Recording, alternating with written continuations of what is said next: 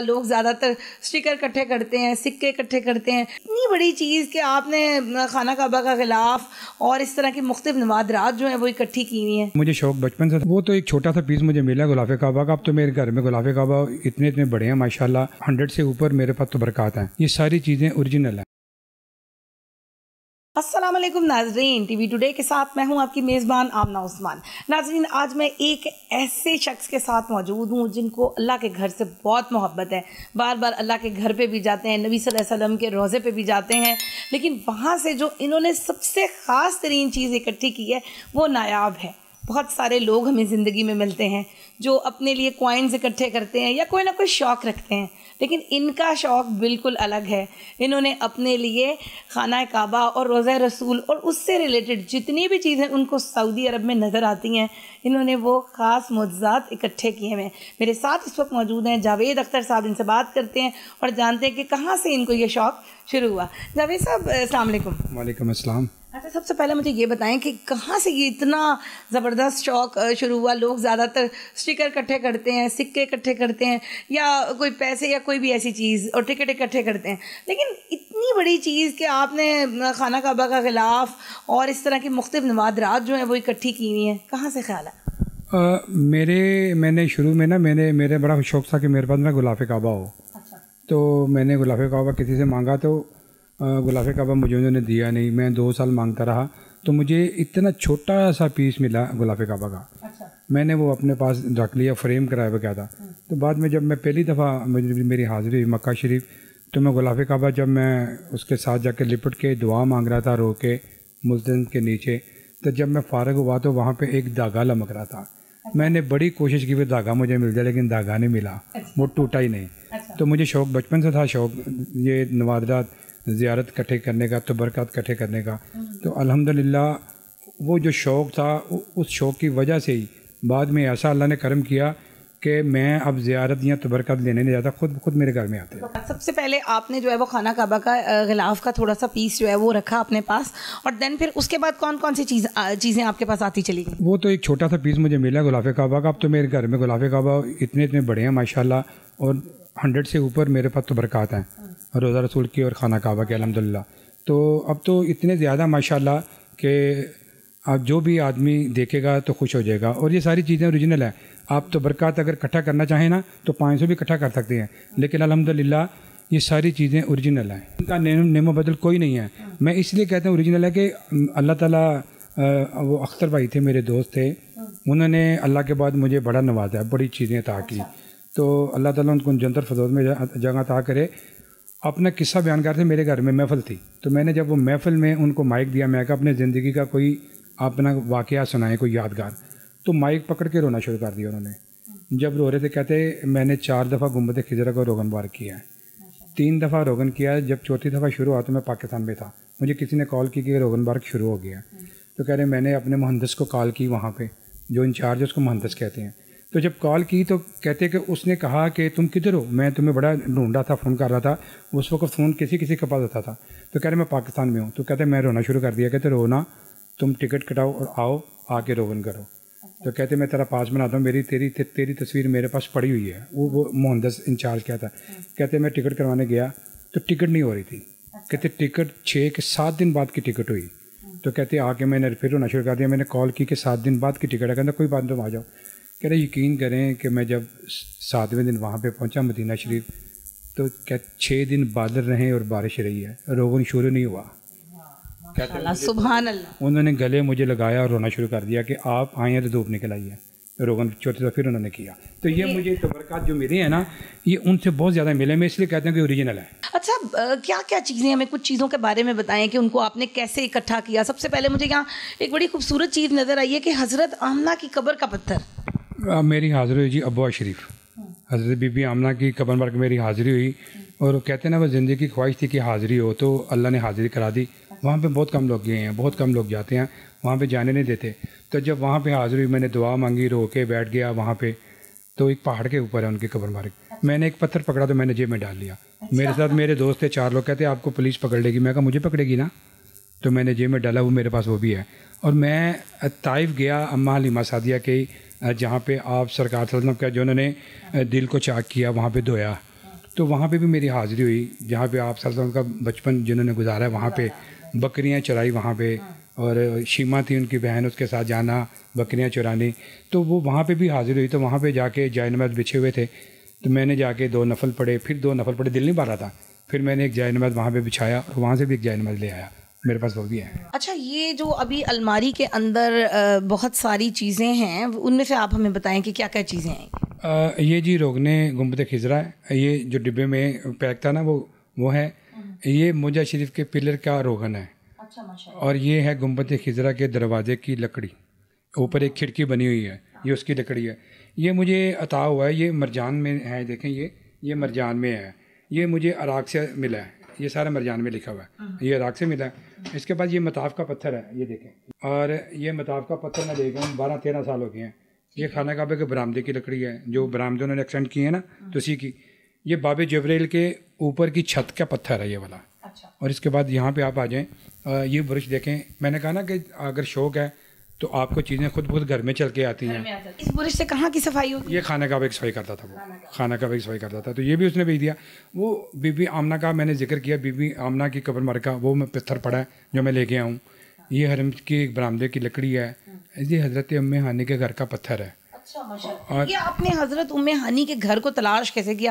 بہت مشکل ہے وہاں پر، کیونکہ کوئی بھی نشانی جو ہے وہ وہاں سے ہٹا دی گئی ہوئی ہے۔ تلاش میں نے نہیں کیا، اختر بھائی جو میں نے کہا اللہ انہوں نے جنت الفردوس میں جگہ عطا کرے، وہ وہاں پہ بن لادن کمپنی کے انچارج تھے، تو یہ ان کو ہی پتہ تھا کہاں سے آ رہی چیزیں، کہاں۔ میرے پاس حرم کے پتھر پڑے ہیں نیچے، میں آپ کو بھی دکھاؤں گا۔ حرم کا پتھر یہاں کسی کے پاس نہیں ہے، جو برآمدے ابھی ترکیوں نے ایکسٹینڈ کیے ہیں، بڑے ہوئے ہیں نا، حرم کی توسیع ہوئی ہے، وہ جو پتھر تھے وہ پیٹیوں میں پیک کر کے بن لادن کا ایک اسٹور ہے وہاں پہ بھیجتے تھے، باقاعدہ پیٹی میں لگا کے بھیجتے تھے۔ اختر بھائی وہاں کے انچارج تھے، تو الحمدللہ وہ وہاں سے وہ بھی عطا ہوا، اور یہ باہر بھی نہیں آتے، لیکن اللہ نے دینے تھے، اور میرے پاس حرم کے پتھر بھی ہیں الحمدللہ۔ یہ اب ہمیں نظر آ رہی ہے کہ غلاف کعبہ کے دھاگے ہیں اور حرم شریف کے اندر کی لکڑی ہے، جبکہ گنبد خضرا کی جو لکڑی ہے وہ بھی یہاں پہ موجود ہے۔ اس کے علاوہ مکے اور مدینے کے تبرکات ہیں، مدینہ شریف کے پتھر ہیں، یہ حرم شریف کی جالی ہے، یہ آپ کو کیسے ملی؟ حرم شریف کی جالی بھی مجھے عطا ہوئی ہیں جی، میں نے کہا اس میں اختر بھائی کا بڑا ہاتھ ہے، مجھے وہ بڑی لمبی سٹوری ہے، لیکن مجھے انہوں نے بڑی چیزیں عطا کی ہیں۔ اچھا یہ دیکھیں 20 سال کی میری محنت ہے، ان کی بھی آگے 20 سال کی محنت تھی جو انہوں نے اکٹھا کیا ہوا تھا، تو مجھے بس عطا ہوتا گیا، مجھے ملتا گیا، میں جمع کرتا گیا۔ اب میں نے اپنا پریئر روم بنایا ہوا ہے، اور یہیں پہ ہم نماز پڑھتے ہیں۔ یہ حرم کا کلین ہے پورا، یہ نیچے حرم کا پورا کارپیٹ ہے، اور اس کے ساتھ ریاض الجنہ کے 2 جائے نماز ہیں، اس پہ بھی ہم نماز پڑھتے ہیں، ریاض الجنہ کی جائے نماز۔ مسجد قباء شریف جو اسلام کی پہلی مسجد ہے، جو آپ صلی اللہ علیہ وسلم نے جس کی خود اینٹ رکھی، اس میں حصہ ڈالا، اس کا بھی جائے نماز میرے پاس ہے۔ کیسا محسوس کرتے ہیں؟ ریاض الجنہ کا کارپیٹ آپ کے پاس موجود ہے، وہاں پہ کھڑے ہو کے نماز پڑھنے کے لیے لوگ ترستے ہیں۔ میں جی خوش قسمت انسان ہوں دنیا کا جی، جو مجھے یہ چیزیں عطا ہوئی ہیں نا، اس کا کوئی نعمت بدل نہیں ہے۔ ابھی آپ نے بتایا کہ بہت سارے ایسے ہیں جو بیسمنٹ میں بھی پڑے ہوئے ہیں، اور ابھی ان کو آپ کے پاس جگہ کی کمی کی وجہ سے آپ ڈسپلے نہیں کر سکے، اندازاً کتنے کے ہیں؟ کیونکہ 100 کے قریب تو یہ ڈسپلے ہیں۔ اس کے بعد یہ دیکھیں نا حرم کے یہ پتھر دیکھیں آپ، حرم کے پتھر، یہ برآمدے کے پتھر پڑے ہوئے ہیں، یہ دیکھیں، یہ بھی میں نے باہر نہیں لگائے ہوئے۔ اور میرے پاس گنبد خضرا کی جو اس کے ساتھ سیڑھی رسے کی لگی ہوتی ہے وہ بھی موجود ہے الحمدللہ۔ وہ سیڑھی بھی دیکھیں نا، وہ بھی اب آدمی سوچتا ہے کہ وہ کیسے آ گئی، اور یہ دیکھیں وہ پوری سیڑھی ہے میرے پاس۔ اچھا، جب آپ وہاں پر گئے، اتنی دفعہ آپ نے ماشاءاللہ سے، آپ کی ٹریولنگ ایجنسی بھی ہے اور آپ مختلف لوگوں کو لے کر بھی جاتے ہیں، تو اس میں بھی آپ ایک طرح سے غیر محسوس طور پہ ایک ثواب کے حصے دار بنتے ہیں۔ کبھی کوئی ایسا واقعہ ہوا جو آپ کو ابھی تک نہیں بھولا، بہت زبردست یہ نوادرات اکٹھے کرنے کے وقت، یا ایسی بہت ساری چیزیں نظر آ جاتی ہیں؟ میری حاضری ہوئی جی حرم میں، جب میری پہلی حاضری ہوئی تو میں نے جب میں طواف کر رہا تھا، میں نے کسی سے پوچھا یہاں پہ اذان کون دیتا ہے، کہاں پہ ہوتی ہے؟ تو انہوں نے اشارہ کیا، وہ شیشے والا آپ دیکھ رہے ہو حرم کے سامنے لگا۔ میں کہا ہاں جی، کہتے وہاں پہ اذان دی جاتی ہے۔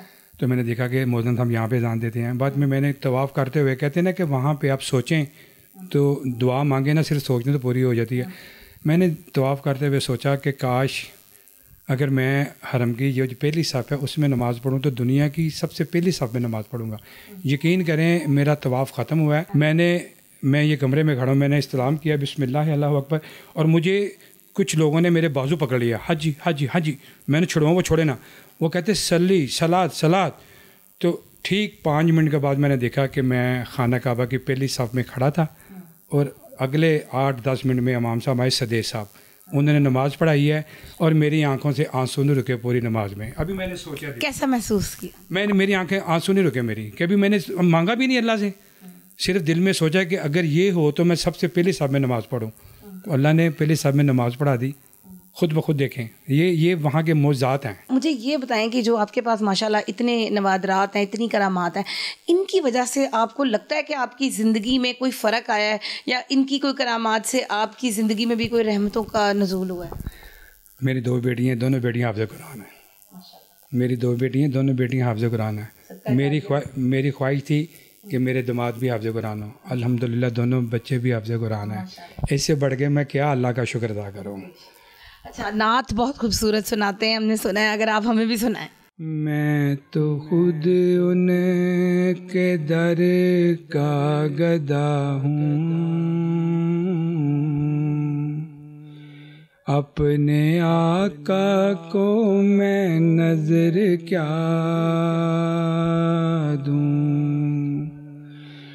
اب تو آنکھوں میں بھی کچھ نہیں ہے, اب تو آنکھوں میں بھی کچھ نہیں ہے, ورنہ قدموں میں آنکھیں بچھا دوں. میں تو خود ان کے در کا گدا ہوں. میرے آنسو بہت قیمتی ہیں,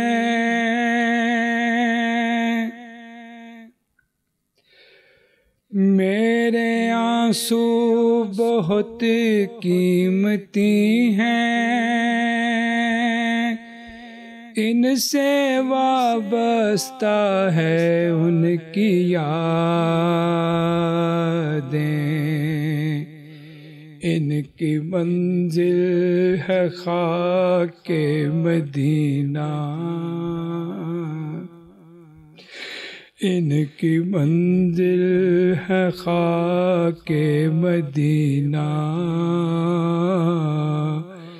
یہ گوہر یوں ہی کیسے لٹا دوں. سبحان اللہ. ناظرین, آپ نے جاوید اختر صاحب کی گفتگو سنی. یہ وہ شخص ہیں جو کہ سعودی عرب کی زمین سے بہت محبت کرتے ہیں, اور وہاں پہ اللہ کے گھر سے اور نبی کریم صلی اللہ علیہ وسلم کے روضے سے, مسجد نبوی سے بہت محبت کرتے ہیں. ہر سال یہ وہاں پر جاتے رہے ہیں, انہوں نے حج بھی کیے, انہوں نے عمرے بھی کیے, لیکن 2 سال سے یہ وہاں نہیں جا سک رہے ہیں, جس کی وجہ سے یہ بہت دکھی ہیں, بہت تکلیف میں ہیں. ہم سب بھی ان کے لیے دعا کرتے ہیں کہ جلد ہی یہ وہاں پر اپنی حاضری جو ہے وہ اس کو ممکن بنا سکیں. اور جتنے خوبصورت نوادرات ان کے گھر میں ہیں, یقین کریں میں نے اپنی زندگی میں کبھی کہیں نہیں دیکھے. اگلے پروگرام تک کے لیے اپنی ہوسٹ آمنہ عثمان کو دیجیے اجازت. اللہ حافظ.